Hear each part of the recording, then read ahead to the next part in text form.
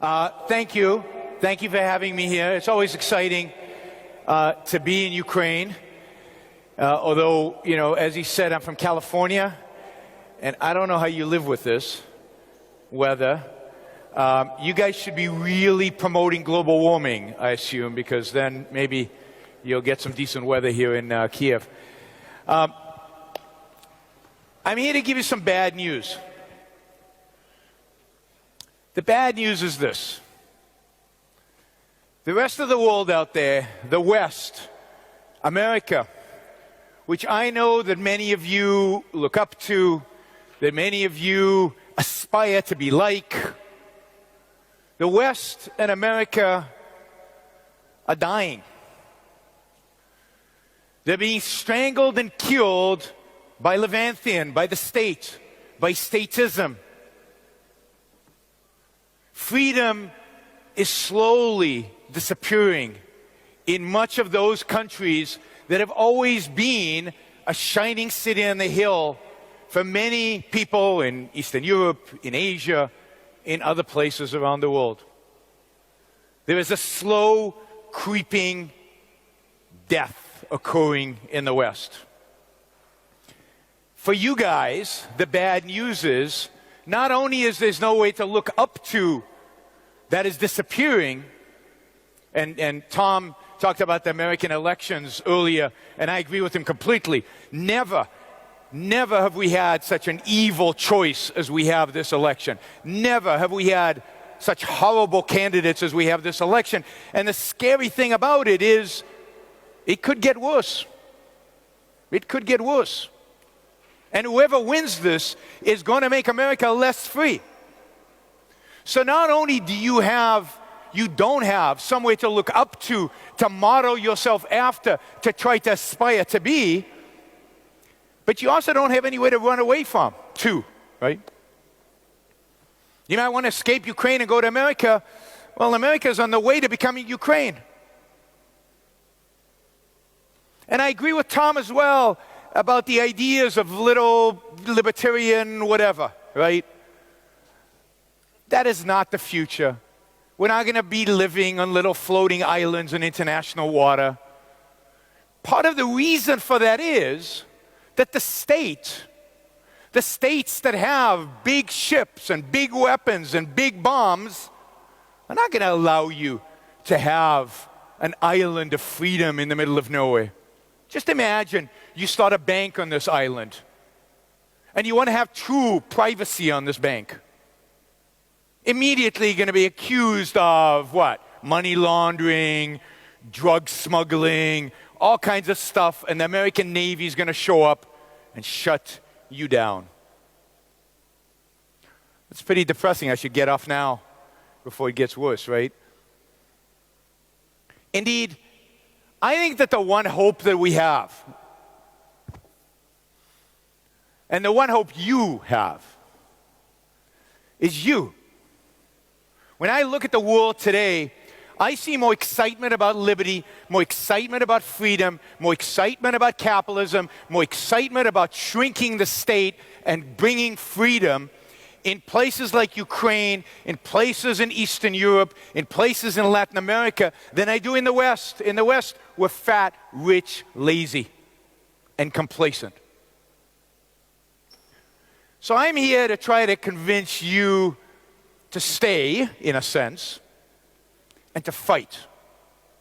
To fight for your freedom, for your individual freedom, for your individual liberty. Because you have hope. You still remember what real statism, what complete control of human life looks like. You still have in a memory within a generation of what communism is really like. When people say socialism, you know what that looks like. You know what that means. If Bernie Sanders comes to Ukraine and talks about socialism, people know that what he's saying is complete bullshit. In America, what the hell? Just another idea. Right? How bad could it be? Right? They think Denmark is socialist. Right? Denmark is as capitalist as America is. Right? There's no socialism in Denmark. You guys know what socialism really means. So, we got to fight. The state will not go away by itself. You saw earlier today what happens to a good person, and I believe he's a good person, and he probably believes he's a libertarian. But what happens to him once he enters politics? Right? The state has a way of its own of protecting power, of protecting cronyism, of sustaining it and not letting go of the reins, even when people with good intentions come in. They don't usually survive if they're really good. The fight has to be from without. The fight has to be first and foremost an educational fight. You will not win on the political battlefield until you know what you are fighting for, until you have enough troops for the fight, until you have enough people to engage in that struggle, until you, those of us who believe in free markets, can fill that square in Ukraine as Ukrainians did in 2014. Not just from freedom from a corrupt administrator, a corrupt president, but for real freedom. Individual freedom, the freedom to live your life as you see fit, free of government control, free of government regulation, free of the state telling you what you can and cannot do in economics, in your private life, in every aspect of your life. That is real freedom. And that's what we should be fighting for. So to do that, we need to educate ourselves. We need to know what freedom is, and we need to educate the people around us. There's vast ignorance in the world. There is ignorance of history. People don't know the graph that Tom Palmer showed earlier of wealth creation, of what capitalism and freedom have brought to the world in a very short period of time. Historically, the last 200 years, a meaningless period of time, just 200 years. And yet almost all the wealth we have today was created during those 200 years. And it was created by one political system. It's called capitalism. It's called freedom. Socialism doesn't create anything. Socialism doesn't build anything. Socialism destroys, it steals, it annihilates, it redistributes. But nothing is built, nothing is created. There's not one successful socialist country in human history. It doesn't stop people from wanting to be socialists, right? What did Einstein call that? When you try to do the same thing over and over again and expect different results? Anybody know what he called that? It's called insanity. And the world is insane because they want to do the same thing over and over again. Socialism, statism, government control, right? And they expect different results. So we have, those of us who believe in free markets, we have history on our side. We have facts on our side. We have examples on our side. Educate yourself about those examples and go out and tell the world. I'll give you an example that's happening right now in the world. About 20 years ago, there was a very, very rich country in Latin America. It was actually the richest country in South America. This country has more oil than Saudi Arabia, more oil reserves in the ground than Saudi Arabia. And it elected a socialist president. And for 20 years, the state has grown and grown and grown and grown. And what has happened to the people of this country? They've gotten poorer and poorer and poorer and poorer. And today, Venezuela is so poor that babies are dying from malnutrition. There is no toilet paper. There is no toothpaste. They have to go to Colombia, not exactly the richest country in the world, in order to buy basic necessities just to survive. Just to survive. The richest country in Latin America became the poorest country in Latin America. But what's interesting about Latin America, what's interesting about South America, is you also have the example about the same period of time where the poorest country in Latin America became the richest. How did that happen? It happened because they adopted free market policies. It happened because they privatized their economy, including their Social Security. Their pension plan was completely privatized. And this country's Chile. And they went from being the poorest country in Latin America to the richest country in Latin America. Now you think that would be a happy story. That would be a wonderful, happy ending. But guess what Chile's doing now? It just elected a president twice who's a socialist and who's undoing all the things that made Chile rich so that they can be poor. Because what we really want is poverty. So the facts, the examples are all on our side. And we need to know them. We need to know the graph. We need to understand what caused it. We need to see and show people what freedom actually achieves, what freedom actually does. And that's just numbers. But freedom is much more than numbers, right? Freedom is about your soul. Freedom is about your life. Freedom is about the choices you make on a day-to-day basis. You don't see that in a graph, but it's all there.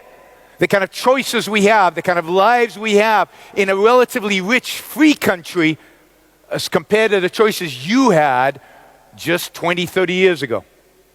And what that does to the human spirit. So we have facts. We have history, we got to study them, we got to understand them, and we got to teach the world out there. And if you care about your future, you got to do this.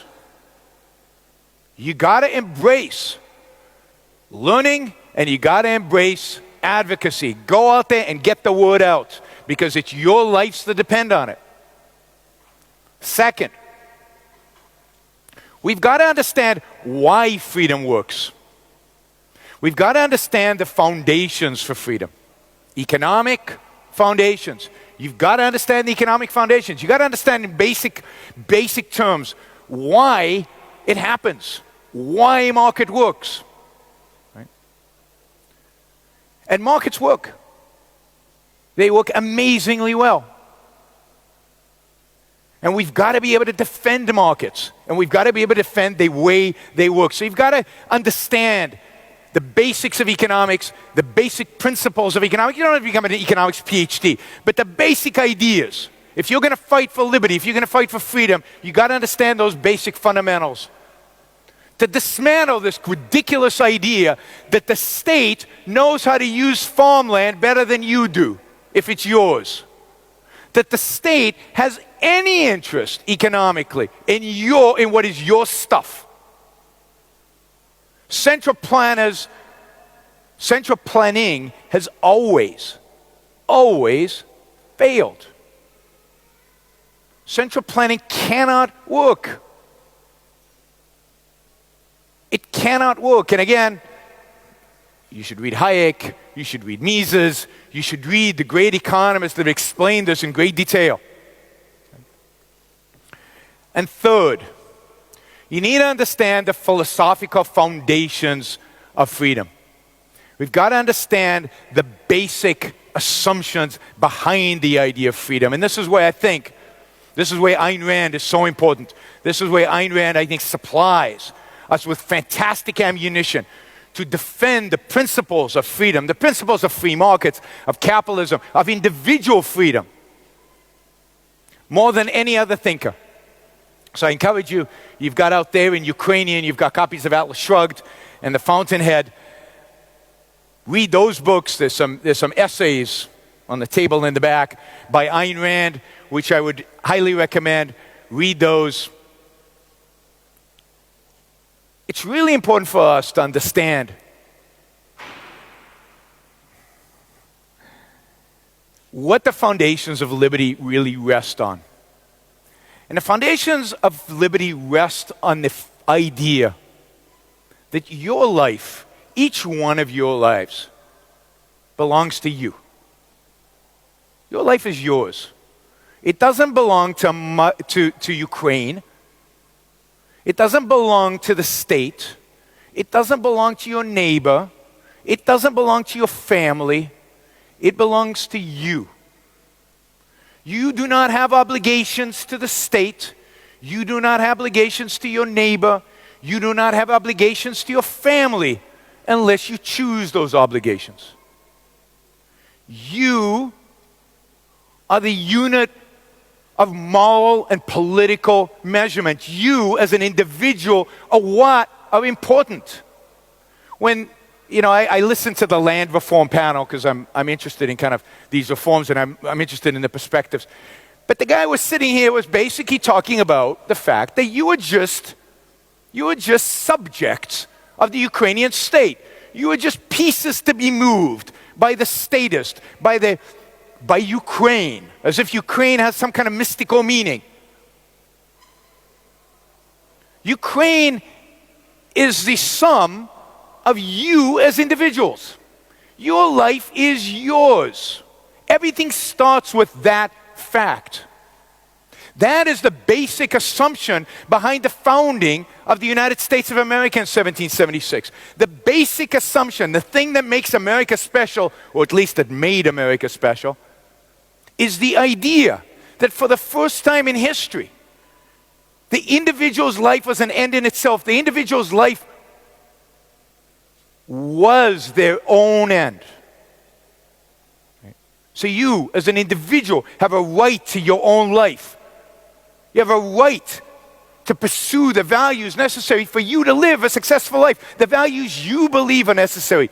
This is why central planning can never work. This is the fundamental reason.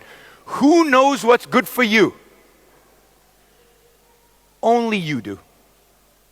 The state cannot get into each one of your minds and decide what is good for you. Therefore, it cannot plan your life. Only you can plan your life. And it's your responsibility to plan your life. So you have a right, an inalienable right that no majority, no state, no group can take away from you. A right to live your life free of coercion, free of force, free of intimidation by others. You have a right to pursue the values you believe are necessary for your life to be successful. You have a right to liberty, which means what? Means you have a right to think whatever thoughts you want. You have a right to speak. You have a right to write. You have a right to fight for your values. Free of force, free of coercion, free of intimidation. Right? And you have a right to property. Right? Who the hell is Ukraine to tell an owner of land what he can and cannot do with his land? That's called property rights. And those rights are inalienable. Nobody can take them away, even if it's deemed in Ukrainian interests. Who cares what Ukrainian interests are? The question is only, what are my rights? What are my interests as an individual who owns this piece of land? The solution to land reform in Ukraine is easy. Now, I'm sure there are technicalities that are beyond me. Define property rights, have a legal system that protects them, and let legal owners of land do whatever the hell they want with it. The state has no right to designate it agricultural or residential or industrial. If you own the land, it's yours. Do with it what you want. Sell it to the Chinese. That's probably your best bet. I mean, I was invited to the Ukrainian parliament last year, and I had a bunch of politicians, and they asked me, what should we do? You know, the Russians are here, they're attacking us. How do we protect ourselves against the Russians? And I said, it's easy. Get rich. If you get rich, you'll be able to defend yourself. And they said, okay, but how do we get rich? I said, it's easy to get rich. Let me say that again. It's easy to get rich. Hong Kong got rich. Hong Kong had a lot fewer resources than you do. Estonia's getting rich. Poland's richer than you. America got rich. It's easy to get rich.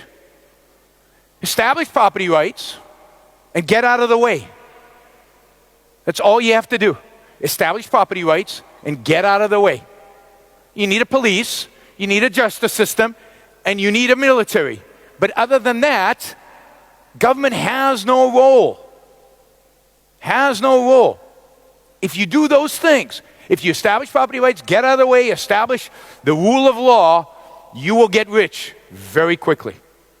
And by the way, I also told them, and they didn't like this, I said, sell everything. Anything that's owned by Ukraine, sell it. Sell it to anybody who wants to buy it. The Germans, the Chinese, the Japanese, the Americans. As long as you don't sell it to the Russians, you're okay, right? So, if you think about things qua individual, then it's obvious. What does an individual want? What does an individual need in order to thrive? What does an individual need in order to be successful? He needs freedom. He needs to be left alone. He needs to be free from coercion. He needs to know that the crooks and the cheats and the people who pull out guns are going to go to jail. And except for that, he needs to be left alone. And what happens when individuals are left alone? If they have the right ideas, if they're motivated in the right way, what do? They work, they produce, they create, they make stuff, they build stuff. They create the wealth that makes countries, that makes societies wealthy. It's not society that makes wealth, it's individuals who make it. You want to get rich? Free up individuals. Let them loose. Let the creative talent, the creative spirit of each one of you out there. So getting rich is easy. And we in the West need you guys to be role models for us because we've forgotten how to do it. We're so rich already that we're not worried about how they're getting richer. And that's why the economies in the West are flat. There's stagnation, and nobody seems to care. Nobody seems to care. Right? We're spoiled and lazy. You guys are still poor enough to care. So take advantage of it. Embrace it. So, freedom for the individual. What you need to be able to articulate, what you need to be able to argue, is the morality and justification for individual freedom. That the moral argument for capitalism, the moral argument for free markets is fundamentally an argument for the morality of the individual to pursue his own happiness, to make the most of his own life as an individual. Your moral responsibility, your moral duty, if you will, is to make the most of your life.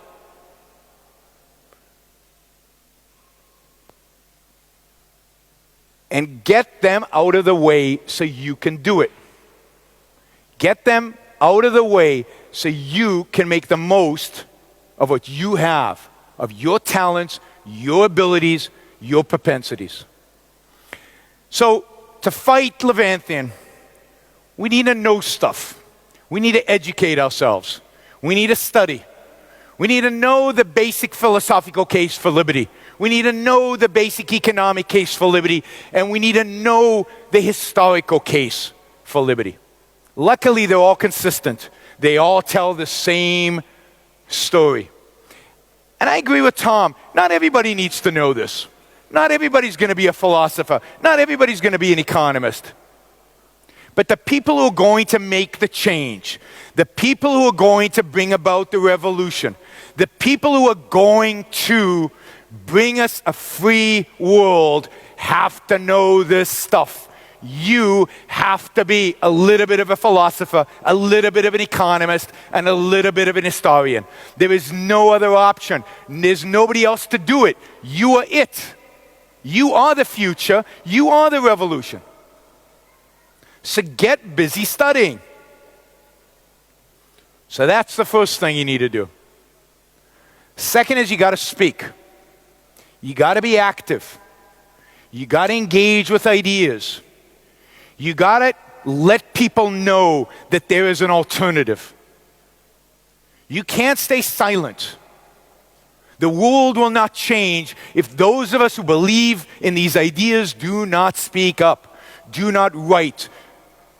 We need to go on television, we need to go in the streets, we need to publish books, we need to write letters to the editor, we need to call in on radio shows, we need to do whatever it takes to get our message out there, to get our message heard.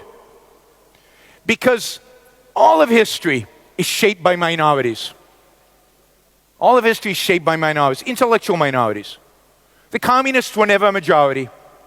The founding fathers of America were never a majority. But what they did was A, they understood their ideas, and B, they got busy. They got active. They got engaged. They advocated and advocated and advocated. They wrote and wrote and wrote, and they spoke and they spoke and they spoke. They were not armchair intellectuals.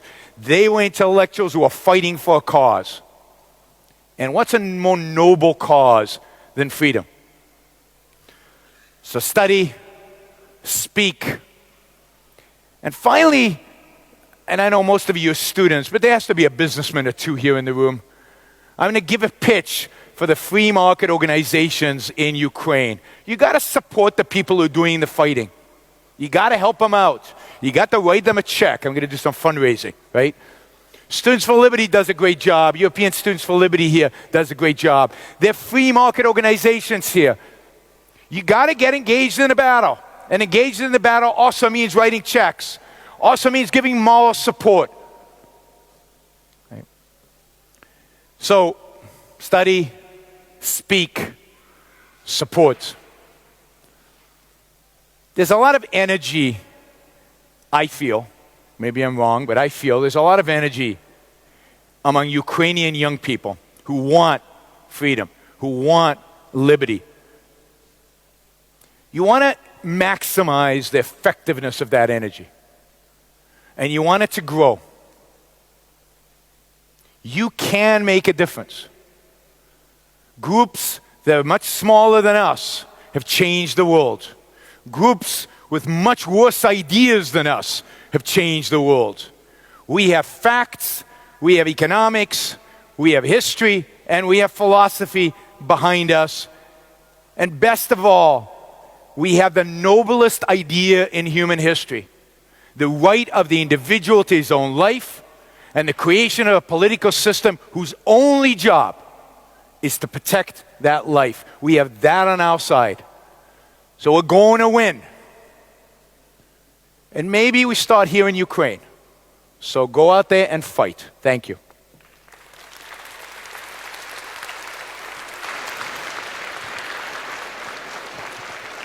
Thanks. We got plenty of time for questions. So yeah, Q&A. So please, a lady in that side.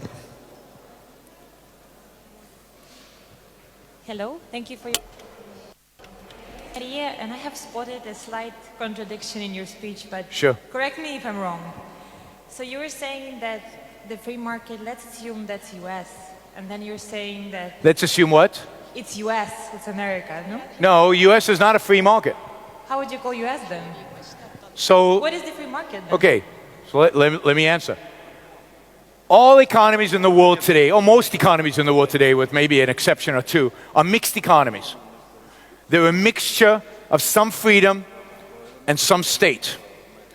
Some countries have a little bit more freedom and a little bit less state, and some countries have a lot more state and a little bit less freedom. But all economies in the world today are mixed economies. There is no free market economy in the world today. There's no country even close to a free market in the world today. And certainly America, one of the most regulated economies in the world, an economic freedom index, the United States today is in the mid-teens, 15, 16, 17, 18. Used to be number 3. So the United States is not a model for economic freedom today. But go ahead with your question. Okay, then I'm even more confused than I was before. Okay, so my question would be I would be happy to clarify. Where are we heading to? I mean, if there is no free market economy, then what are you advocating for? Well, we want us to create one. The fact that no free market economy exists in the world today should not be a barrier to anything. It's something we should strive towards. It's an ideal that we should fight to create, right? There never used to be a country that voted for its politicians until there was a first country that voted for it. There never used to be democracies until the first democracy was established. There isn't a free market in the world today. Let's create one. We could start with Ukraine. Okay, they already tried to do that in Chile, no? What's that? They tried to do it in Chile, no? Yes, and they were very successful. People in Chile went from being very poor to being relatively rich.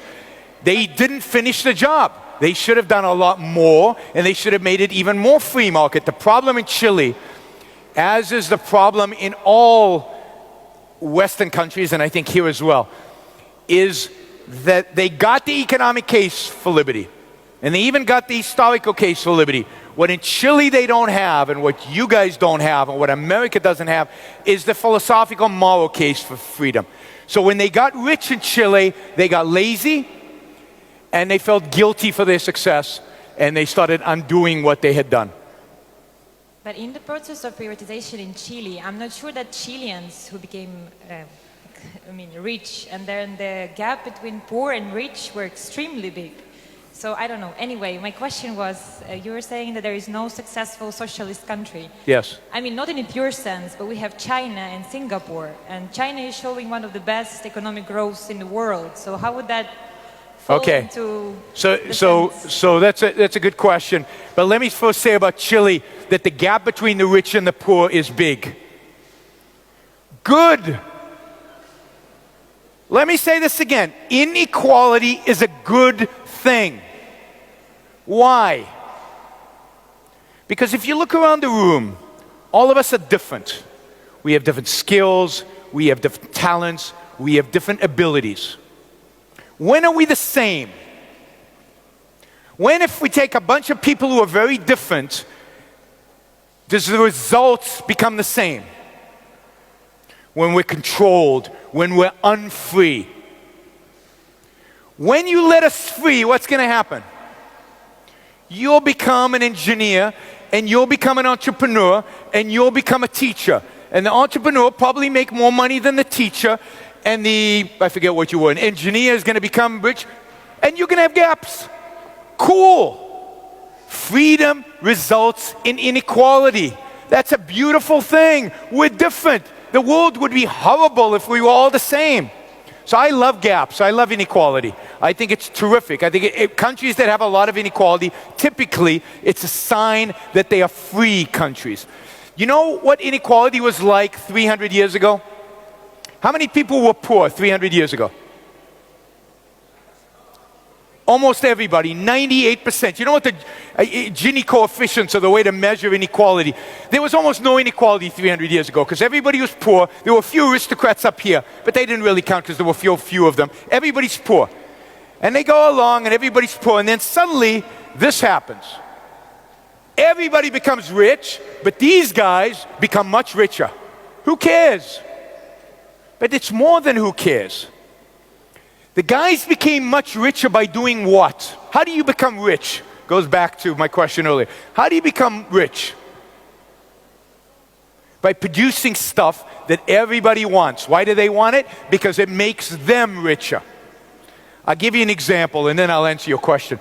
I'll give you an example. How many read Harry Potter? Harry Potter? No Harry Potter in Ukraine?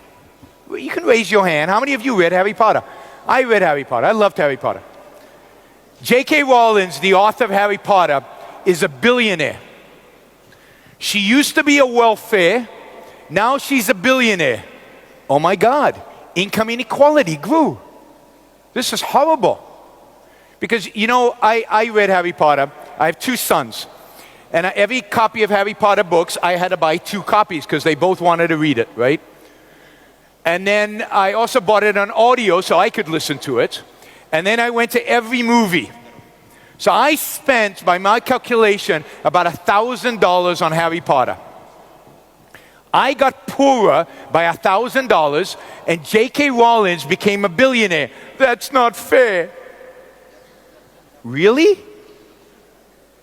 Did I really get poorer by $1,000? Why did I buy Harry Potter? Because my life got better by buying Harry Potter. Because I enjoyed the books. Because it was fun. Because I got incredible value from Harry Potter. So am I glad? Am I sad or happy that J.K. Rowling is a billionaire? I'm happy. Very happy that she wrote Harry Potter. That so many of us got pleasure out of Harry Potter. That our lives are spiritually better because we read Harry Potter. And yes, she's a billionaire. Good for her. So there's income inequality. Great. I love it. What about China? So China's a fascinating story. China, in 1978 and in the early 1980s, took a few places around China and said, we're going to run some experiments. We're going to leave you alone. We're not going to regulate you. We're not going to control you. Do whatever you want. Not the whole of China, just certain areas in China. And guess what happened? Boom, people created incredible amounts of wealth. You go to South China, to Guangzhou and Dongguan and Shenzhen, and you see skyscrapers and you see incredible amounts of wealth. Cities that didn't exist in 1982 today have 10, 12 million people living in them. Why? Because there was no socialism in those places because they were left alone. The places were controlled, where the state stayed in control of, you don't have to hold your hand forever, we'll get to our questions. Where the state actually controlled are still dirt poor. The wealth in China has been created by private entrepreneurs. But you know who's making China poorer than it would have otherwise been? State companies that are still being subsidized and controlled by the state. So China is a beautiful illustration of the failure of socialism and the success of freedom. When you allow free markets even a little bit, even under controlled environments, they blossom. And when you control areas, they shrivel and die.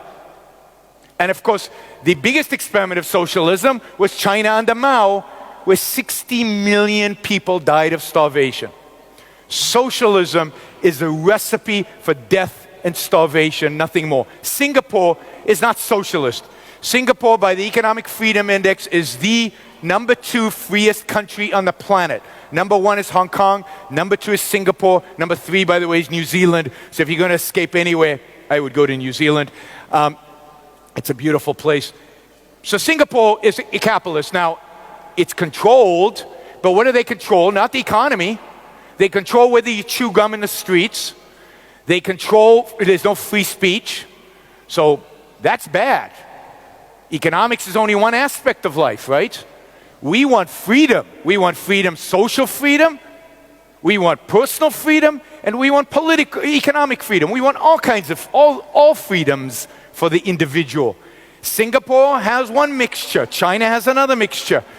And China, by the way, is still relatively poor relative to the United States and relative to other countries. The great thing about the US was a long time ago, it was very free. And we created huge amounts of wealth because of that freedom.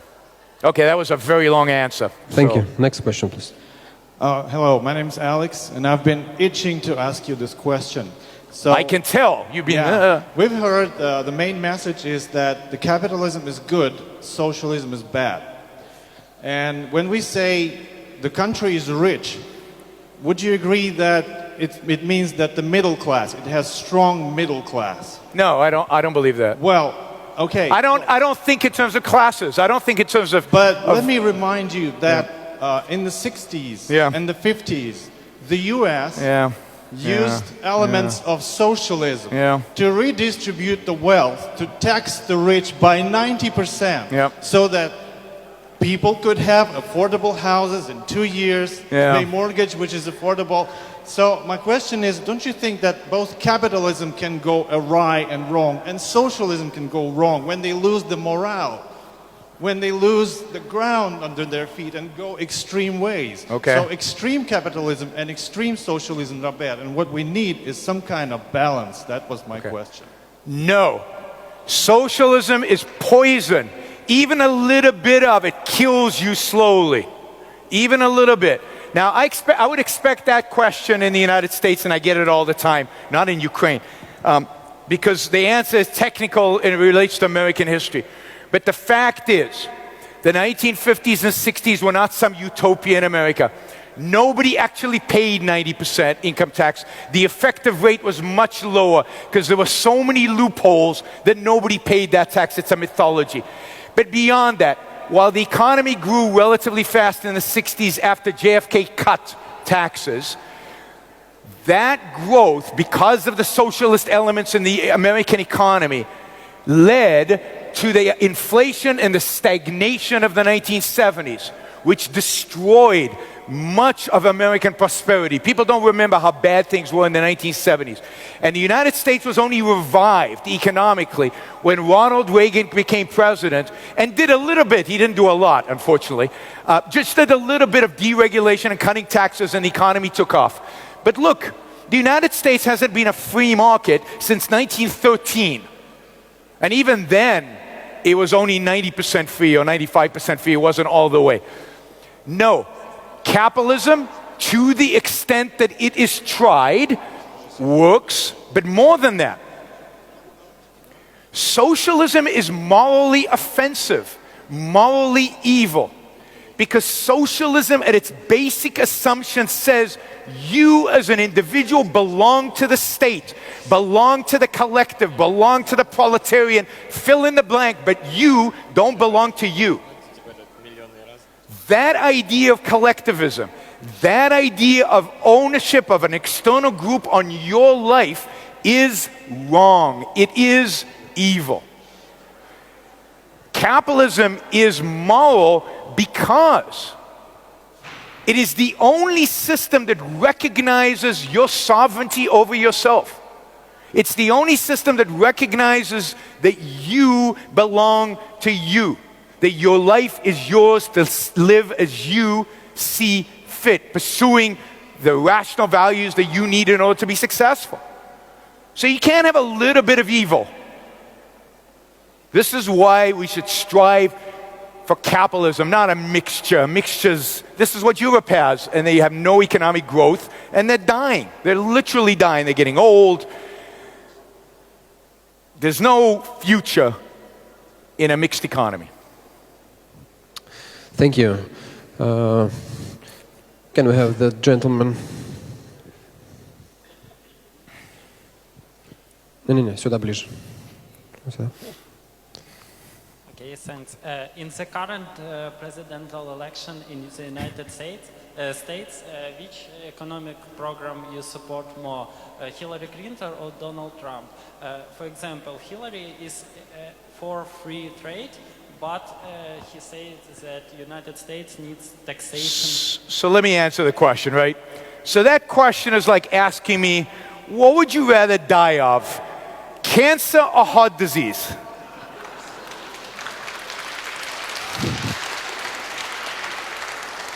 Hillary Clinton wants to tax and regulate us to death.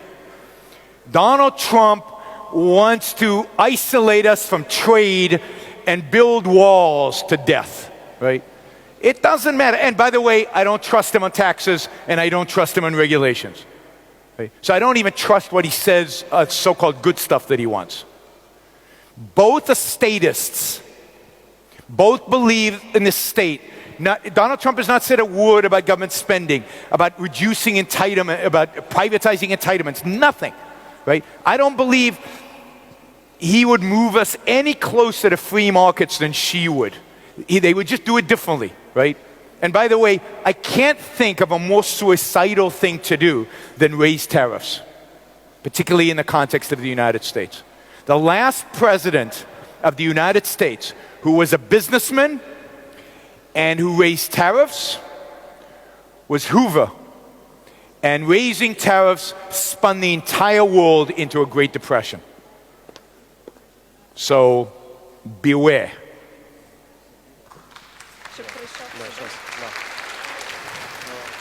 We have very active part on this side, so please give them. You guys don't want to ask questions, only those guys do? Oh, you're socialist. On the left. You're on that left. You're on my right.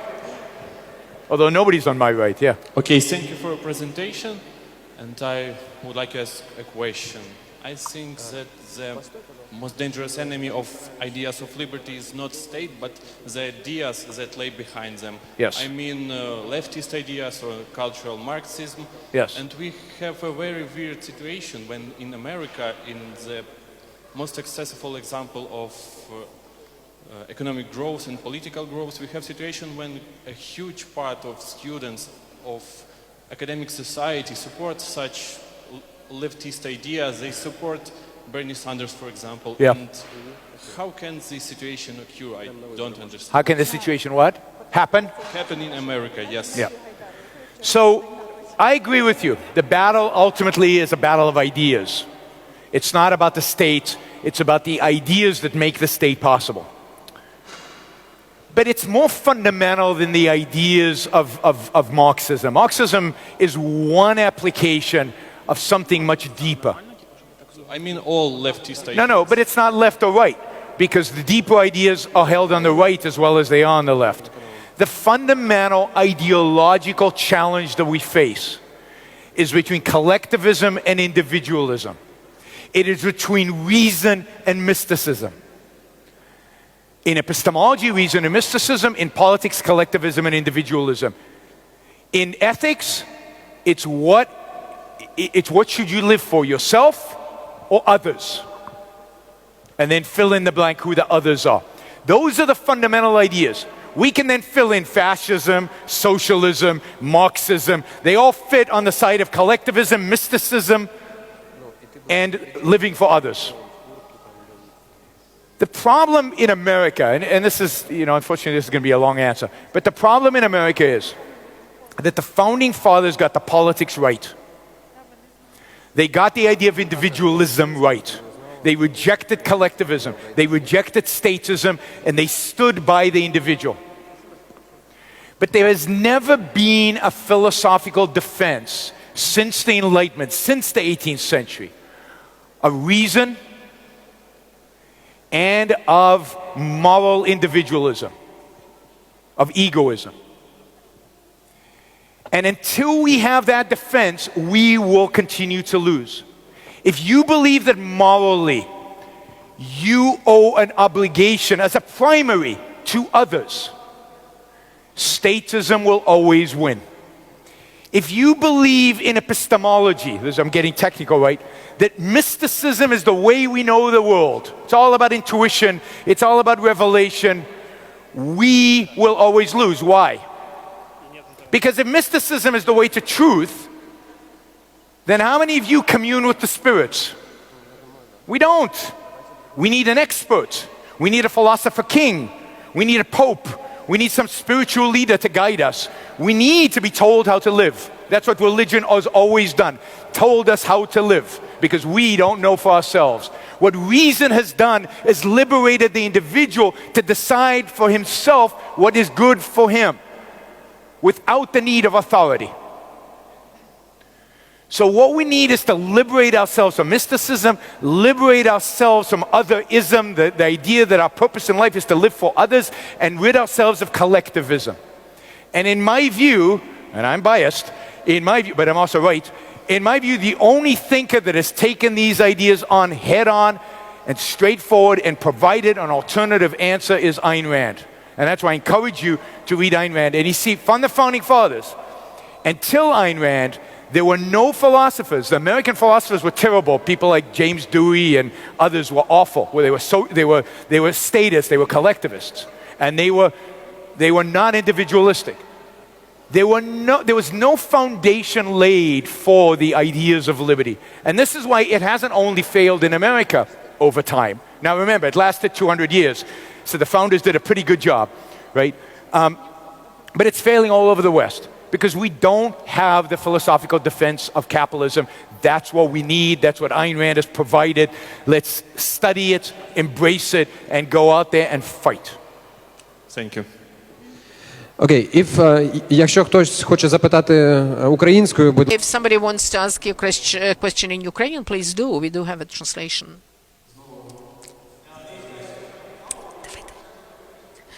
Or that side. So, please stand up. Так, що ж, доброго дня. Ви багато good morning. You said a lot about fighting for freedom and freedom at any cost. And you brought some examples from Chile, from Singapore. How justified is to use the instrument of force and unfreedom for achievement of freedom? And a very connected question to this.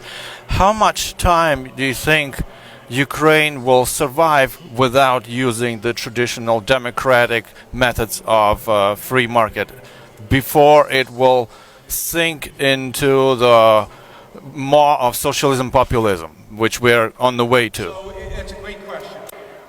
And I'll just repeat it. When is it justified to use force in order to achieve freedom like they did in Chile and like they do in Singapore? Ultimately, never. It's never right. But look, Pinochet was in power not to bring economic freedom. Pinochet rose to power in Chile because he wanted to rule Chile. But he was failing from an economic perspective. So he approached some economists who by chance, complete chance, were good.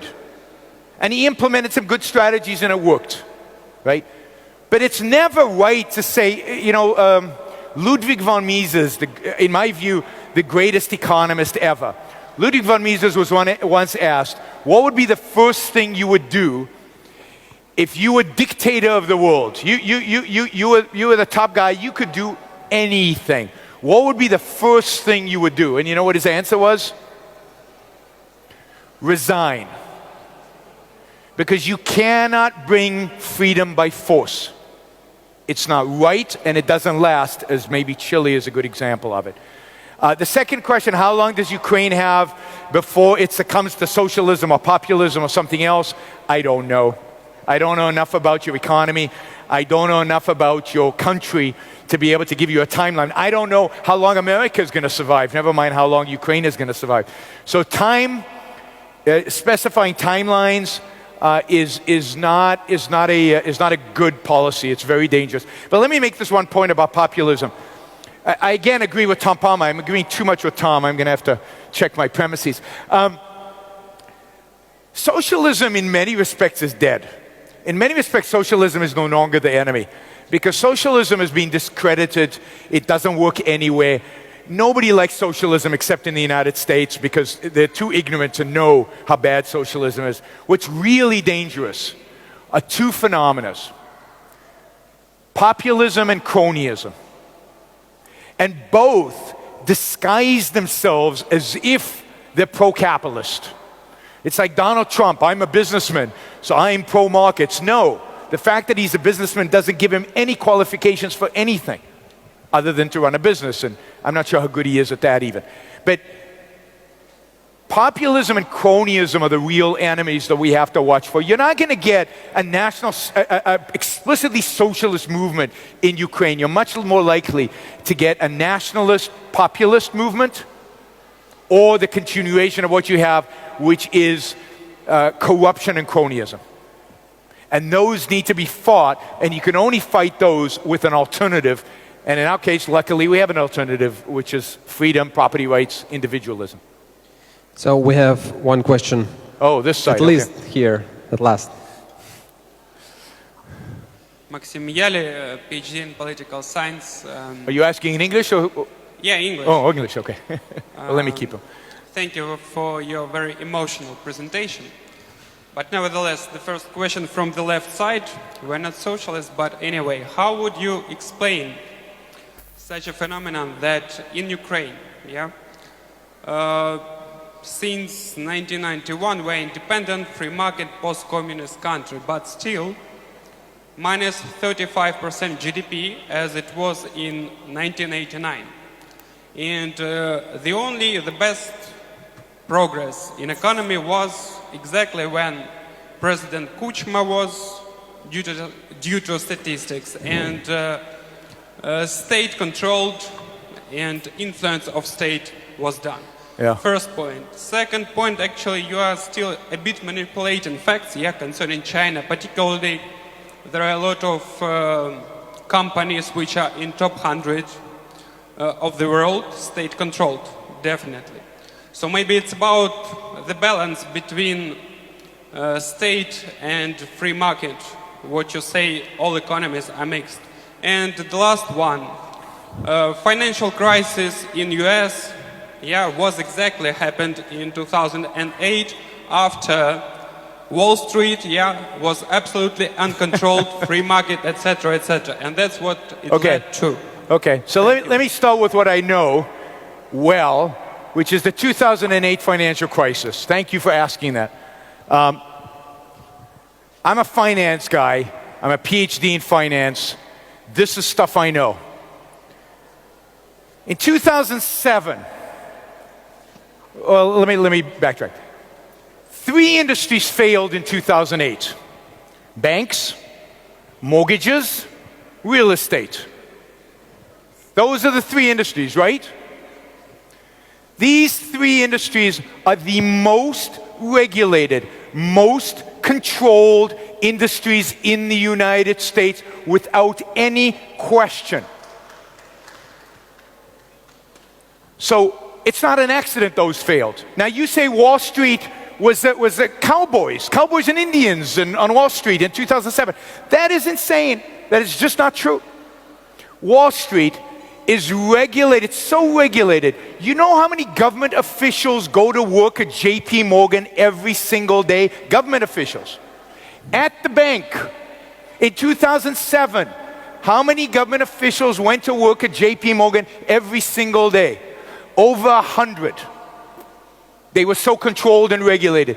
Everything a bank does in the United States requires government approval, regulatory approval. The United States has no freedom in Wall Street. Wall Street is controlled and regulated like no other industry in the United States. And what controlled the mortgage business? Freddie and Fannie, 2 entities created by government, protected by government. Their bonds were at the same interest as government bonds. Why? Because everybody knew that their bonds would be backed up by the government, because they are government entities. I have a big mortgage. I have a huge mortgage in the United States. You know why? I love mortgages. You know why? Because I get a tax deduction on my mortgage. Why do I get a tax deduction? Because the government has decided to encourage me to take a mortgage. Government is everywhere in housing, is everywhere in mortgages, is everywhere in banking. The 2008 crisis was a crisis of government, a crisis of regulation, a crisis of central planning. And I'll add one element to the crisis which is crucial, and those of you who know Austrian economics will appreciate this. When you hold interest rates, as the Federal Reserve did in 2002, below the rate of inflation for 2.5 years, you create malinvestments, you create bubbles. So we had a bubble, and it burst. A bubble created by the Federal Reserve, a government institution, not by Wall Street. And it had to burst. Bubbles always burst. Why did the bubble go into housing? Because the government wanted it to go into housing. Because the government incentivized people to go into housing. And the government also told the banks, you're too big to fail. So if you make money, keep it. And if you lose money, we'll bail you out. That's not capitalism. That's not free markets. That's all statism. The 2008 crisis, just like the American Great Depression, were caused by Federal Reserve and government policies. They were caused by the Great Depression was caused by Smoot-Hawley, the trade, and by the Federal Reserve, just like the 2008 crisis. And this is not me speculating. In 5-10 years, every economist in the United States will admit it. Today, they're too partisan not to. Now, the other 2 questions, Ukraine, 1989 today, I don't know enough to explain it. But let me say this. let me say this, when you're very statist and poor, and today you're still very statist and poor, the differences are not that big in terms of the amount of freedom in the economy, and the differences are not that big in terms of the wealth. If you want to become rich, it's easy. It really is. Completely privatize the economy, not a little bit, not a piece here and a piece there. I don't know what impact those have. Sometimes you create more distortions by privatizing this and not this and doing it in the wrong order. Privatize it all, not a little bit. And it's not an issue of balance. And yes, let's put everything on the table, right? Most economists in the world, particularly those who have Nobel Prizes, disagree with me. Most economists in the world are wrong. Most economists in the world ignore facts, ignore reality, ignore history. But if you study history, if you study economies, what you will see is economies like the Czech Republic, like Estonia, that move fast, that privatize quickly, that reduce the size of the government fast, they eliminate corruption, economic growth goes way faster. Poland today is richer than Ukraine. Why? Because they privatized quicker than you did. But Poland is poor relative to the Czech Republic. Why? Because the Czech Republic did even faster than Poland. You want to stay poor? That's fine. I don't care, right? I'm just a visitor here. Keep the policies you have today, the corruption, the cronyism, the state control of land, the state control of industries. That's how you stay poor throughout all of history. This is an emotionalism. These are the facts. And the 2008 crisis proves that even in an advanced economy like the United States, when the government starts meddling, they create enormous damage. Private markets never cause systemic risk like 2008. No bank is big enough to cause systemic risk like the Federal Reserve can, like Freddie and Fannie, government institutions can, like tax policy that affects everybody can. Yes, a bank would fail here, a bank would fail there, but you don't get systemic risk unless the government is involved. It's just exactly the same thing. In the Great Depression, 90% of economists agree with me. There's no contradiction in the Great Depression anymore. There's no disagreement. Even people like conventional economists today believe that the Great Depression was caused primarily by bad Federal Reserve policies, and then Smoot-Hawley, which raised tariffs.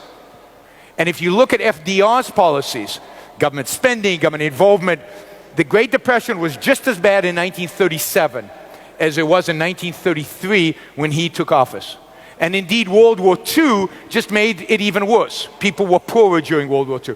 What changed, what got the economy going again, was after World War II, reducing government controls, getting the government out of the economy, and the soldiers coming home motivated to go to work. And the fact that the rest of the world needed building and the United States was the only country that wasn't completely devastated, right? But the Great Depression was caused by government. Nobody questions that anymore. Most economics books today will say that the Federal Reserve, Milton Friedman and Schwartz wrote this big book about the history of that period, and it showed the Federal Reserve and what it did. And that's just economic fact now. It's not even opinion.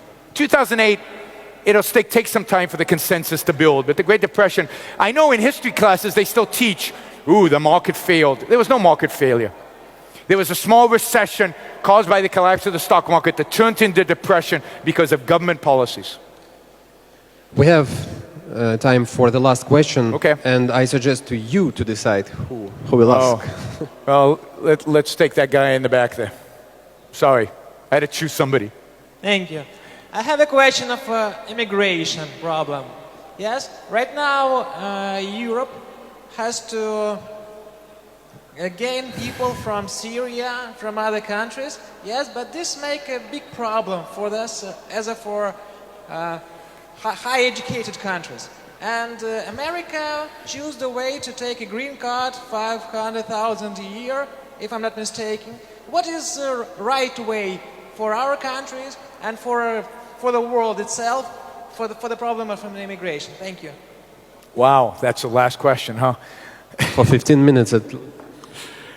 So my view is that immigration should be freer in the United States, that the United States is much too restrictive in terms of immigration. And as long as you have a welfare state, what you should do is anybody who can come, anybody who can show they've got a job should be given the ability to come into the country. So the idea of building walls and restricting immigration is a losing idea. Donald Trump is a loser for having that idea, right? I love calling Donald Trump a loser. But so what you want generally, put aside the Islamic immigration, I'll get to that in a minute. What you want generally is more immigration, not less immigration. Immigrants fuel economic growth. Immigrants do jobs people don't want to do. And they become entrepreneurs and they build. And if you have a culture that is self-confident, that believes in what it stands for, in freedom, for example, in individualism, then the immigrants assimilate. They become part of your culture. They adopt your culture. And that's what you want. You want a confident culture that believes in freedom, that believes in individualism, and demands that immigrants assimilate into that culture. And if you have that, I'm not afraid of immigrants. Bring them on. Now, the Islamic immigrants are special because there's a war going on. Now, in the West, we don't want to acknowledge that there's a war. We pretend there isn't one. And we bury our heads in the sand, or we evade the fact that there's a war. But there's a war. There are radical Islamists over there in the Middle East who want to kill us or convert us to Islam. They really believe that they want to take over the whole world and impose, Muslim theology on all of us. So my view is, there's a war. Let's go and win it. Let's destroy these radical Islamists. While we're at war, you don't accept immigrants from the party that you're at war with. So I'm fine with blocking immigration from Muslim countries while the war is going on. But let's do it in a way that we win the war and we can get on with life and open up our borders and have new immigrants come in. So as long as there's a war, it's problematic importing large numbers of radical Muslims. But let's win the war. The war is winnable. That's a different topic and a different time. I'd be happy to tell you how to win the war. I've got a book on it called Winning the Unwinnable War. It's on Amazon. It's called Winning the Unwinnable War. It's not hard to win the war, just like it's not hard to be rich. But it takes will. And it takes identifying who the enemy is, which most people in the West refuse to do. So if we win the war, I'm for open immigration. And you got to get rid of the welfare state because you don't want people coming in just to get welfare. But anybody who has a job should be allowed to come in. Anybody who's going to work for a living should be allowed to come in. Immigrants are great. America was built on immigrants. I'm an immigrant. How could I be against immigration? I love immigrants, partially because I like myself. Right. Thank you all.